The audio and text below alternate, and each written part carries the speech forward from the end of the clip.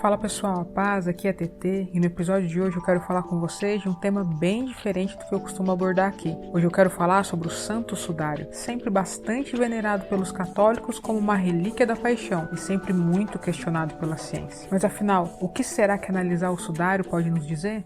Bom, vamos começar do começo. Quando se fala em sudário, do que se está falando? O sudário é um longo tecido de linho algodão com 4,36 m de comprimento por 1,10 m de largura, que tem algumas marcas de dobras e manchas de sangue e água, e que contém em si a imagem de um homem nu com marcas de tortura segundo métodos romanos de flagelação. Durante séculos, ele foi venerado por católicos como sendo uma relíquia da paixão de Cristo, e desde o final do século XIX ele vem sendo estudado pela ciência por causa de seus inúmeros mistérios. Se a gente pegar o Evangelho segundo São João, é dito que após a morte de Jesus pegaram o seu corpo e o envolveram em panos com aromas como os judeus costumavam sepultar, e que na manhã da ressurreição, depois de avisados por Maria Madalena, João e Pedro correram ao túmulo. João chegou primeiro, parou na porta e se inclinou para olhar para o lado de dentro e viu as faixas de linho no chão. Pedro chegou, entrou, viu as faixas no chão e num lugar separado viu o pano que tinha coberto a cabeça de Jesus,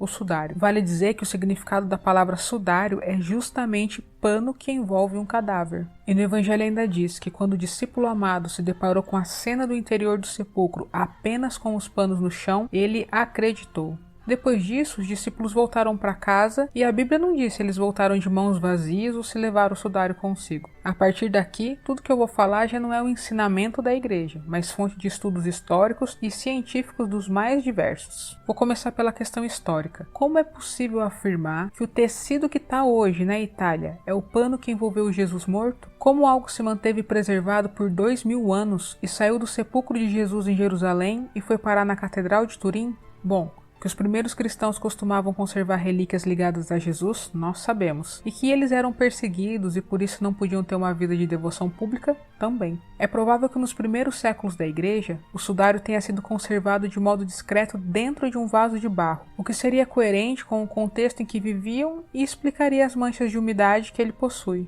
Existia, na Turquia de hoje, uma cidade chamada Edessa, que era a capital do primeiro reino que se tornou cristão ainda antes do Edito de Constantino. Há indícios de que o sudário tenha sido levado para lá. Em 544, os persas quiseram invadir e dominar a cidade, mas eles fugiram apavorados, segundo o que relatos históricos narram ter acontecido, porque os habitantes mostraram para eles um pedaço de pano que tinha uma imagem que não tinha sido feita por mãos humanas. Um século depois, os muçulmanos dominaram a cidade e o tecido sagrado deve ter sido guardado em segredo por algum cristão. Pouco tempo depois, no interno da igreja, houve a crise iconoclasta, onde muitas imagens foram destruídas.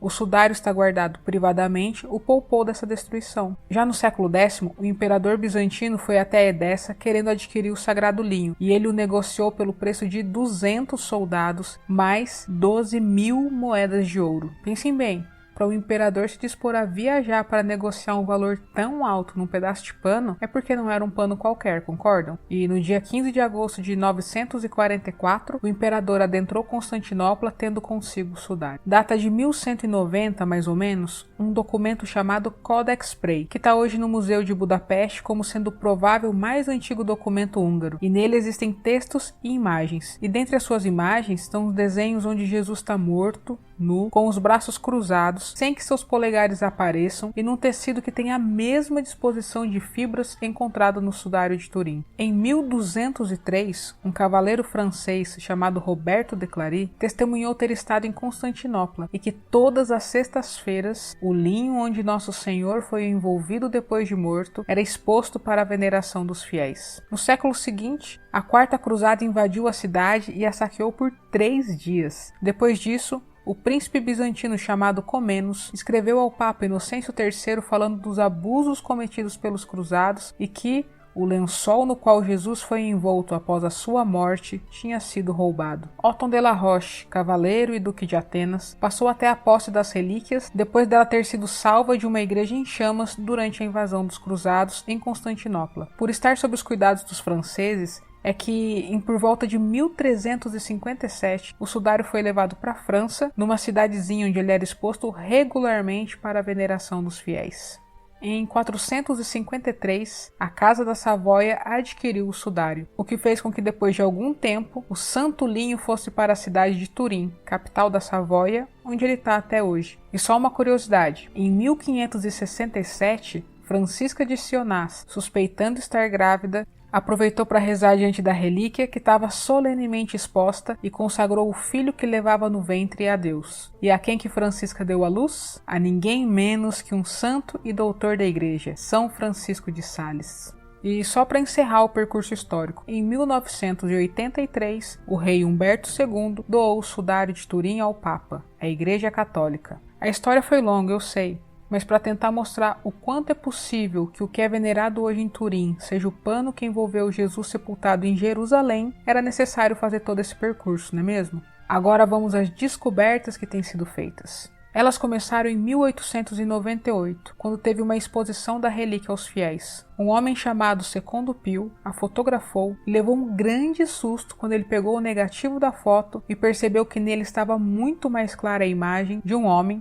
com marcas de tortura. A partir de então, muitas pesquisas começaram a ser feitas. Eu vou tentar resumir tudo porque é muita coisa, ok? E sobre tudo isso existem ótimos artigos, sites, documentários que quem se interessar pode usar para aprofundar. Logo em seguida da publicação do negativo de Secondo Pio, um pesquisador agnóstico começou a estudar o caso e atestou que o sudário era autêntico e que continha detalhes de um homem que tinha sido crucificado segundo o modo romano e que nunca se tinha ouvido dizer que alguém tivesse sido condenado à crucificação e sofrido açoitamento, coroação de espinhos e golpe de lança, como era visto no tecido. Mais ou menos uns 30 anos depois da primeira foto, uma nova exposição permitiu que mais fotos fossem realizadas e constataram que acontecia conforme Secondo Pio havia testemunhado. Vale lembrar que naquele tempo não tinha muita tecnologia fotográfica e que foram décadas até conseguir fazer com que o negativo de uma foto fosse revertido para se tornar a fotografia propriamente dita.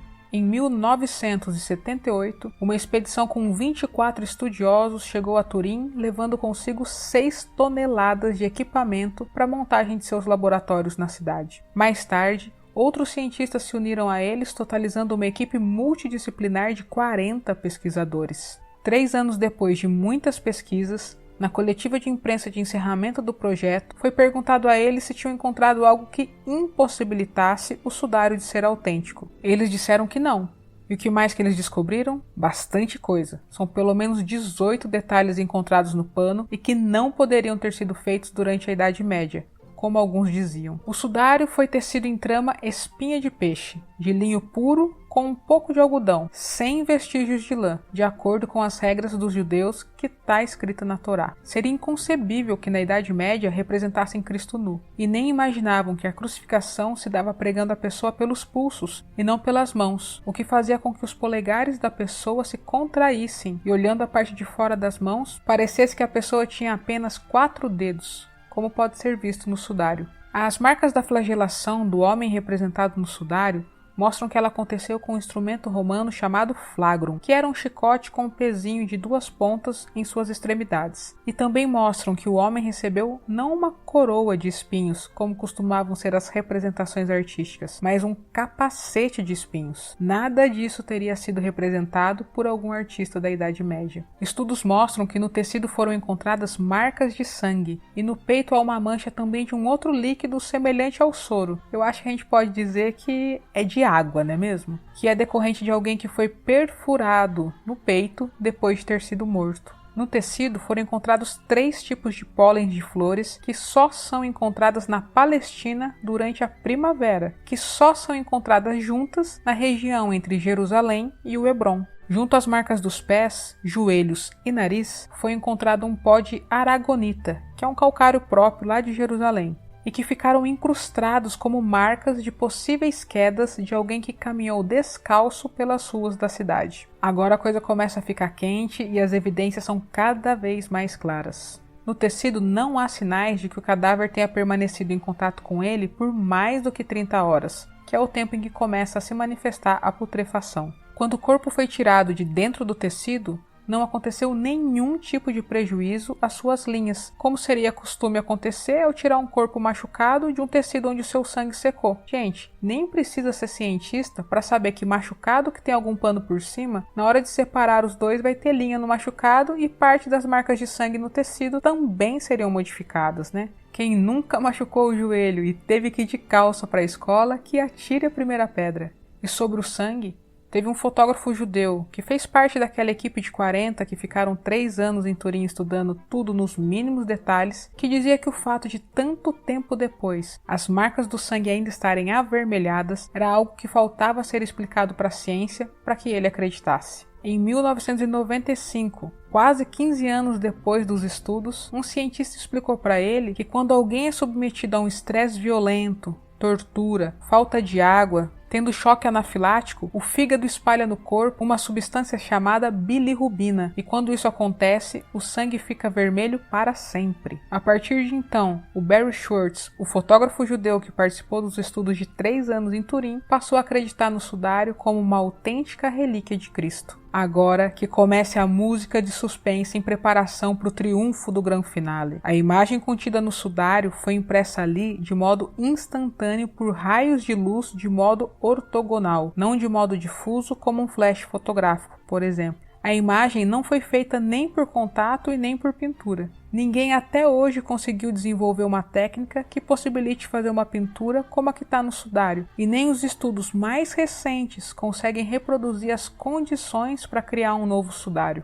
A imagem possui tons degradês, sem contorno, sem esboço e só pode ser vista à distância, e essa degradação de tons fornece informações tridimensionais. A radiação, a luz, que imprimiu a imagem, gerou informações em 3D, e a impressão corresponde a uma projeção de um corpo sem peso, como se estivesse flutuando, que teria sido feito sem deformação, sem estar apoiado numa superfície plana horizontal, como se o tecido flutuasse no ar. Imagina aí, um tecido flutuando, tendo um corpo flutuando sobre ele e que era coberto por uma outra parte do tecido flutuador. Meio difícil de pensar que seja possível desenvolver essa técnica, né? Tudo isso estava indo bem na comprovação da autenticidade do sudário, até que em 1988, um grupo de cientistas pôde pegar uma pequena amostra do tecido para ser analisada por alguns laboratórios do mundo. Eles constataram que o tecido era datado da Idade Média e todo o século de pesquisas já realizadas passou a ser desprezado. Mas em 2005 foi feito um estudo que comprovou que o pedaço do pano que foi examinado no teste de carbono 14 não poderia dar um resultado legítimo, já que tinha sido retirado da parte inferior esquerda, justamente onde aconteceu, ora, vejam só, um remendo entre os séculos 15 e 16, quando o tecido era cuidado por algumas religiosas que tentaram restaurar depois de um incêndio. O remendo foi muito bem feito. Não foi só colocado um novo pedaço de pano, mas elas teceram linhas novas com as linhas originais e depois ainda tingiram o pequeno pedaço para disfarçar a restauração feita. A mais recente pesquisa científica concluiu que a imagem do homem impressa no tecido é a de uma pessoa viva, não de um cadáver com a sua musculatura enrijecida. Chegaram a essa conclusão após examinar minuciosamente a posição dos músculos que estavam revelados no pano. E meus amigos, ainda mais, o homem que foi cruelmente torturado segundo o método romano e depois crucificado na região de Jerusalém há cerca de 2000 anos e que teve seu corpo envolvido num tecido que deveria estar como que flutuando e que teve a sua imagem aí impressa a partir de um grande flash de luz saindo de dentro dele, não vindo de um dos lados de fora, não só não era um homem morto nesse momento do registro da imagem, como era um homem se levantando. Toda a posição e musculatura das pernas, abdômen e braços é de alguém que está se levantando. E eu paro por aqui, apenas lembrando que a etimologia da palavra ressurreição se refere justamente ao ato de se levantar novamente, se erguer. Não existe um objeto que tenha sido mais estudado pela ciência. Não existe nenhum outro objeto semelhante a ele que torne impossível de imaginar que ele é fruto de trabalho humano. Tudo que está demonstrado nele está em acordo com os relatos evangélicos sobre o que foi a paixão, morte, sepultamento e ressurreição de Jesus. Um cientista afirmou que a possibilidade do sudário ser falso é de 1 em 220 bilhões. Meus irmãos, mais do que uma relíquia da paixão. Para mim já não há mais dúvidas de que o Santo Sudário de Turim é uma prova da ressurreição de nosso Senhor Jesus Cristo. Ele vive e segue conosco. Qualquer dúvida, comentário ou sugestão, me manda por direct lá no Insta, @FSTT. E se você quiser ter acesso a mais conteúdo tipo esse, acesse o site fstt.net. E nós seguimos juntos, verso lauto.